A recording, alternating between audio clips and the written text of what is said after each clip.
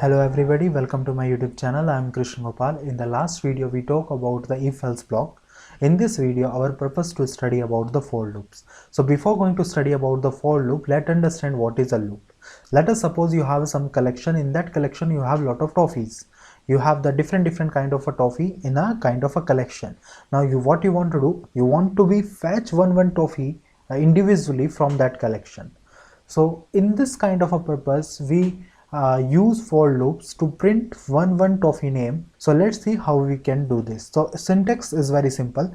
The syntax is for value in a collection. That collection have a lot of element. Here this value is indicating what is inside your collection.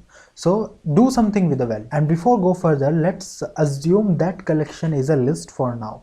The collection can be a tuple, can be a list, can be a dictionary, anything. That one we will talk about it later. But for now, it's just suppose it is a list. So list have some elements, and I have to print every element one by one in the Python. So let's see how we will do this one. So if I go to my this Jupyter notebook, and if I define one bag, that is a collection. So bag is a list. In the list I have the element 1 2 3 India. Now in this bag I have to print every element one by one. So how I can write the for loop here? So for value in bag, right? Just print the value. So if you print the value here, you can see the 1 2 3 India. Everything is print one by one. So this is a very basic understanding about the for loop, how we will execute our for loop in a Python. Now taking our for loop to the next level is there is a two concept come. One is a continue and one is a break. The continue means if you see that kind of an element in your collection, your for loop should be continue. And the simple meaning of break is that whenever our for loop see that element in the collection, it should break the for loop and it should come outside from the for loop. So let's see how we can implement. So nothing I'm going to do. I'm going to introduce two more elements in this collection. So after India, if I write here none, and again I write 4 5 6, and again I write none, and again 7 6 7. Okay, so now if you just print this for loop, the printing the for loop from the list is very easy. So if you can see here every element will come. But in the last video we study about the if else. If else is what?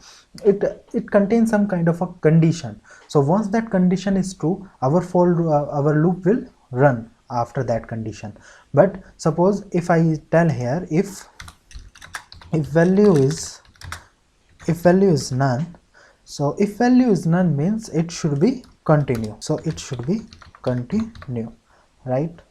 And yeah, so if value is none, so whenever our for loop when iterating in the collection whenever it see the none, it will continue. It will not print that none, it will continue. But if in place of a continue, if I put here break, so you can see here 1 2 3 India. Once the first none come, it is breaking the for loop and it is coming outside. So that's how our continue and break. Now why is important to study about the continue and the break? Now let's go to the book again, and if you see the example here, in this sequence this author is calculating the total sum of a numbers in this sequence. So what happened? 1 2 none, 4 none, 5. So we have the 4 integer 1 2 4 5, and this none is a different. Now I want to print the sum here. So what it do? It define one variable, that is a total. In that total it is storing the sum of this sequence. For value in sequence, if value is none, it should continue, else it will add that integers number. So that what it did. If we copy this code and run, and let's show you how it runs. So print total here. So you can see the total is a 12. So whenever in the sequence none come, it will continue to the next number. So that's a way how continue work. Now if you put here break in place of a continue, if you put here break, and now if you run, the total is 3 because 1 plus 2 is 3. That's what I try to explain. Like whenever the first none it come, it will break the for loop and it will show us the final answer. So now moving forward, there is another concept in a Python called the range. A concept in a Python, range is what do, if you define the range between 0 comma 10, it will print the number between 0 to 9, not the last one, not print the 10, it just print 0 to 9. If you put here, so it will show you the range 0 comma 10. But just before it, if you write here list and print here, so it will print 0 1 2 3 4 5 6 7 8 9. So up to the 9 number it will print. Now easily you can fetch every element from this list by writing the for loop. So for I in list range of 0 comma 10 and just print the I. So print I, so you can print it very well. For a while I am just skipping this while loop and I am coming here the range. So range function returner iterated that yields a sequence of evenly spaced integer. So range 10 if you give here, so it will give the range 0 to 10. So this is what I show you in the Jupyter. But here the interesting thing is come. If you give here 0 comma 20 comma 2, it will print, it will give the all the element in a list from 0 to 20, but with the difference of 2 to 2. So if you just see this element 0, it start from the 0, then it have a gap of 2, then it have a gap of 4, and it will end up to the 20. That means 20 will not print, so 18 only the last element will print here. So if we execute that last example in this our Python notebook, that is the 0 comma 20. First we see this one, so we get the every element up to the 19. But if we give here the space, that difference should be 2. So difference should be 2. We get the all the numbers of the difference 2 to 2. You can give here any number and it will give that difference. So 0, 5, 10, 15.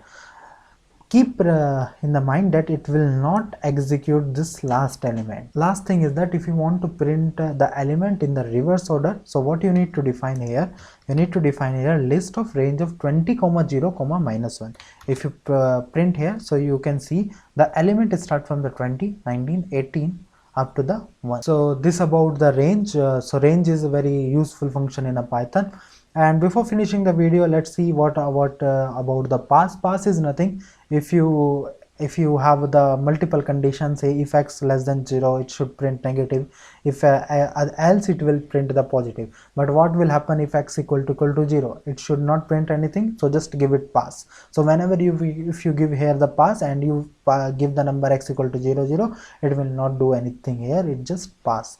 So if you not understand, let's also, so this is the example. I just execute the same code. If x equal you give the x equal to 0, and because when the x equal to 0, it will pass, it will not print anything. So this is the pass, about the pass. So we cover the range, we cover the pass, and we cover the for loop. So that's what I want to cover in this video. I hope you understand this video. If you like this video, then please like, share and subscribe to my channel. In the next video we will talk about the while loop in the detail, and then we will start from our chapter 3. That is very important about the data structure in the Python. I hope you enjoy this series and wish you very best for this series. Thanks a lot for watching this video. Thank you.